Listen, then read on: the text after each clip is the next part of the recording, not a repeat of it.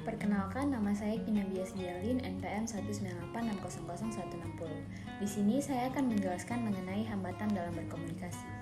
Menurut Bursanto tahun 2005, hambatan komunikasi terbagi menjadi tiga, yaitu yang pertama, hambatan yang bersifat teknis, yang kedua, hambatan semantik, dan yang ketiga, hambatan perilaku. Hambatan yang bersifat teknis yaitu kurangnya sarana dan prasarana yang diperlukan dalam proses komunikasi, lalu penguasaan teknik dan metode berkomunikasi yang tidak sesuai maupun kondisi fisik yang tidak memungkinkan terjadinya proses komunikasi yang dibagi menjadi kondisi fisik manusia atau kondisi fisik yang berhubungan dengan waktu atau situasi keadaan dan kondisi. Lalu hambatan semantik yaitu hambatan yang disebabkan kesalahan dalam menafsirkan, kesalahan dalam memberikan pengertian terhadap bahasa seperti kata-kata, kalimat, ataupun kode-kode yang dipergunakan dalam proses komunikasi. Dan yang terakhir yaitu hambatan perilaku yang mencakup pandangan yang sifatnya a priori, prasangka yang didasarkan pada emosi, suasana yang otoriter, lalu ketidakmauan untuk berubah, dan yang terakhir sifat yang egosentris. Faktor-faktor penghambat dalam komunikasi dan cara mengatasinya. Yang pertama yaitu kurang cakap dalam berbicara dan kurang mendengarkan dengan baik sehingga dapat menghambat jalannya komunikasi.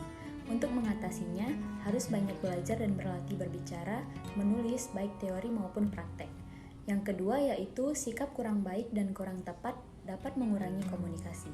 Cara mengatasinya adalah dengan sikap yang simpatik dan memasang muka yang manis. Yang ketiga adalah kurang pengetahuan atau tidak seimbang menjadi hambatan dalam memberikan informasi maupun dalam menyajikan materi. Untuk mengatasinya, maka pembicara sebaiknya menyesuaikan diri dengan pendengar. Adapun faktor-faktor lain yaitu kurang memahami sistem sosial, sikap curiga yang tidak beralasan, kesalahan bahasa dalam komunikasi, dan komunikasi satu arah di mana pembicara tidak memberikan kesempatan kepada pendengar sehingga tidak adanya komunikasi timbal balik yang baik. Beberapa faktor yang harus diperhatikan agar komunikasi bisa efektif. Yang pertama, credibility atau kepercayaan. Dalam komunikasi, antara komunikator dan komunikan harus saling mempercayai. Yang kedua, kontak atau perhubungan. Keberhasilan komunikasi berhubungan erat dengan situasi kondisi lingkungan saat komunikasi berlangsung.